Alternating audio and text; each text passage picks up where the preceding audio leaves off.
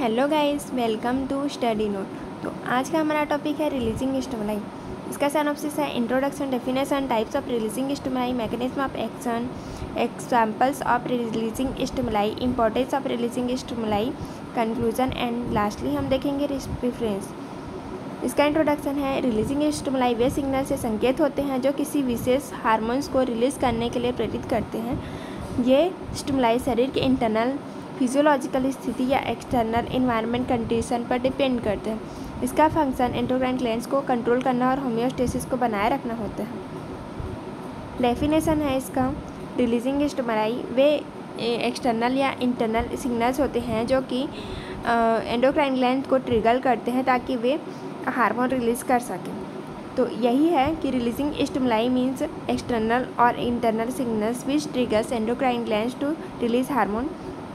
ये इसका डेफिनेशन है कि stimuli nervous system, chemical signals या फिर हार्मोनल फीडबैक के रूप में हो सकती हैं। Types of releasing stimuli, 3 types of releasing stimuli होते हैं, neural stimuli, hormonal stimuli, humoral stimuli.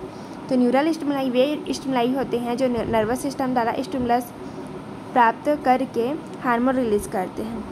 वे सिग्नल जो सीधे नर्वस सिस्टम से आते हैं और एंडोक्राइन ग्लैंड्स को एक्टिवेट करते हैं जिससे वे तुरंत हार्मोन रिलीज करते हैं, जैसे एसएनएस एड्रिनल मेडुला को स्टिमुलेट करता है और एपिनेफ्रिन का सेक्रेशन होता है।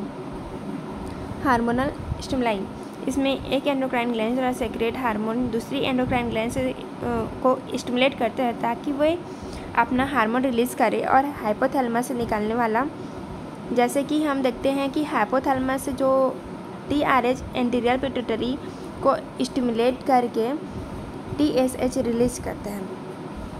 हाइपोथैलेमस होगा वो सबसे पहले थायरोइड रिलीजिंग हार्मोन को स्टिमुलेट करेगा जो कि एंटीरियर पिट्यूटरी होगा, वहाँ से टीएसएच रिलीज करने के लिए स्टिमुलेशन प्राप्त होता है और हार्मोन को टीएसएच के रूप में स्टिमुलेट करके रिलीज करता है। नेक्स्ट है ह्यूमरल स्टिमुलाई।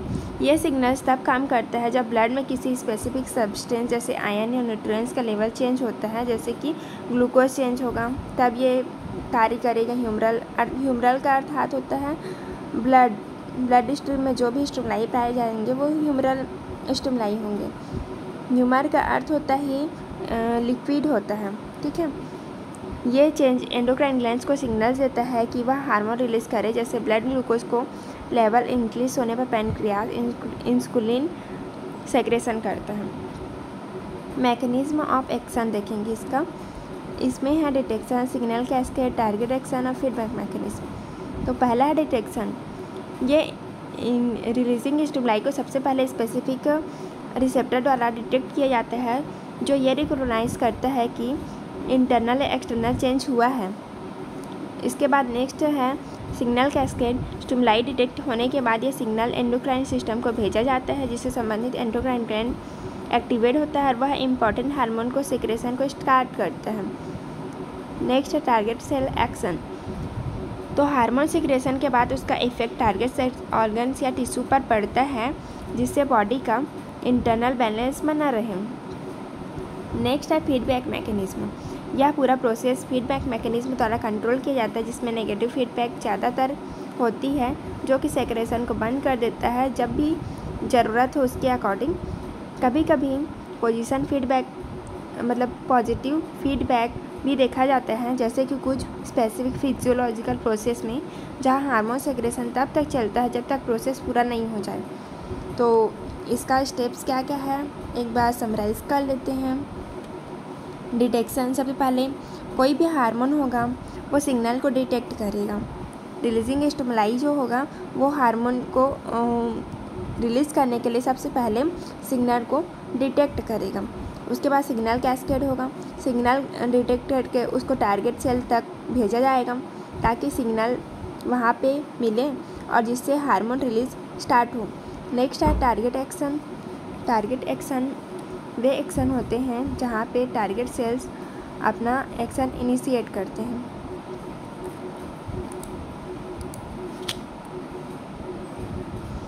तो टारगेट सेल एक्शन क्या होगा? टारगेट सेल एक्शन जहाँ हार्मोन ब्लड स्ट्रीम के थ्रू टारगेट सेल्स तक पहुँचेगा और वहाँ पे ब्लड में होमियोस्टेसिस बनाए रखने के लिए टारगेट एक्शन ट्रिगर करता है।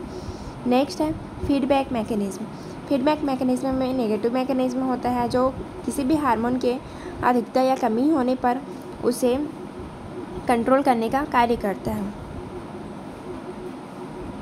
नेक्स्ट है example of releasing stimuli and their effect. कौन कौन से एग्जाम्पल है देखेंगे। लो कैल्शियम लेवल्स, जब ब्लड में कैल्शियम लेवल लो हो जाता है तो फिर वो पैराथायराइड को स्टिमुलेट करेगा ताकि वे पैराथायराइड हार्मोन को रिलीज़ करें और कैल्शियम लेवल कंट्रोल बना रहे। नेक्स्ट है स्ट्रेस रिस्पॉन्स। स्ट्रेस कंडीशन आने पर हाइपोथैलेमस कॉर्टिकोट्रोपिन रिलीजिंग हार्मोन को स्टिमुलेट करेगा ताकि वो corticotropin releasing hormone pituitary gland को स्टिमुलेट करे और वहाँ से एड्रिनल कॉर्टेक्स एक्टिवेट होगा। उसके बाद कॉर्टिसोल सेक्रेशन स्टार्ट होगा जो कि स्ट्रेस को मेंटेन करने में हेल्प करता है। नेक्स्ट है हाई ब्लड ग्लूकोज। जब ग्लूकोज लेवल हाई हो जाता है तो पैनक्रियास उसे डिटेक्ट करेगा और इंसुलिन को रिलीज़ करने के लिए स्टिमुलेट करेगा जिससे ग्लूकोज लेवल नॉर्मल हो जाता है। नेक्स्ट है साइट ऑफ फूड। जब हम या फिर कोई भी व्यक्ति फूड को देखता है तो उसका न्यूरल सिग्नल्स एक्टिवेट हो जाता है जिससे स्टोमेज को सिग्नल मिलता है स्टिमुलेट होने के लिए ताकि वे गैस्ट्रिन सेक्रेशन करे और वो मेटाबॉलिक एक्टिविटी कर सके जिससे डाइजेशन आगे प्रोसेस में चलता रहे। नेक्स्ट है importance of releasing stimuli. Timely regulation of body function. Releasing stimuli की हेल्प से बॉडी के function time to time activate and deactivate होते हैं जिससे बॉडी इफेक्टिवली वर्क करती है और कोई प्रोसेस डिले नहीं होती। नेक्स्ट है control of hormone secretion. Stimuli के समय मतलब ज़रूरत के समय ही स्टिमुलाई हार्मोन सेक्रेशन करता है जिससे हार्मोन लेवल बैलेंस रहता है ताकि अधिकता या कमी ना हो। Maintenance of homeostasis. बॉडी के इंटरनल एनवायरनमेंट सूटेबल या स्टेबल बनाए रखते हैं जिससे टेम्परेचर, पीएच, ग्लूकोज लेवल आदि फैक्टर्स कंट्रोल रहे।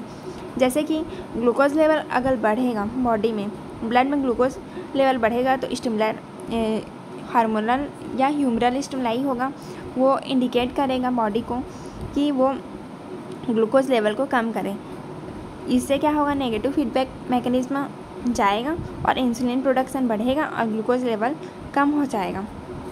इस तरह से बॉडी में होमियोस्टेसिस को मेंटेन करने का कार्य करते हैं। Emergency response management. फाइट और फ्लाइट जैसे सडन कंडीशंस में releasing stimuli immediate hormone response को एक्टिवेट करता है जिससे बॉडी जल्दी से जल्दी अलर्ट होती है और सही रिएक्शन देता है।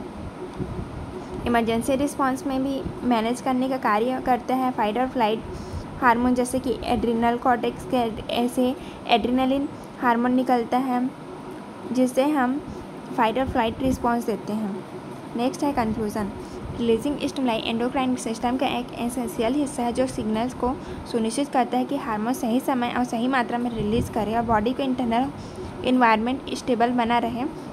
ये भी स्टिमुलाई हो सकते हैं, कौन कौन से, हार्मोनल, ह्यूमरल या नर्वस स्टिमुलाई हो सकते हैं जो कि एंडोक्राइन रिस्पांस को ट्रिगर करता है। ये नर्वस स्टिमुलाई में क्या होगा, एसएनएस मतलब सिंपैथेटिक नर्वस सिस्टम बॉडी को मेंटेन करने के लिए, होमियोस्टेसिस मेंटेन करने के लिए स्टिमुलाई होगा जिसमें हार्मोन मेंटेन बना रहेगा। नेक्स्ट होगा हार्मोनल स्टिमुलाई में एक हार्मोन जो होगा दूसरे हार्मोन को रिलीज़ होने के लिए ट्रिगर करेगा, जैसे कि हाइपोथैलेमस से रिलीज हार्मोन पिट्यूटरी ग्लैंड से रिलीज हार्मोन को स्टिमुलेट करता है ताकि वो हार्मोन रिलीज़ कर सके। और ह्यूमरल स्टिमुलाई में क्या होगा, जैसे ब्लड में ग्लूकोज लेवल की कमी या अधिकता होने पर वो डायरेक्ट बॉडी में ग्लैंड को इंडिकेट करेगा ताकि वो ग्लूकोज लेवल में पैनक्रियास से इंसुलिन हार्मोन को रिलीज़ करे और ग्लूकोज लेवल कंट्रोल हो।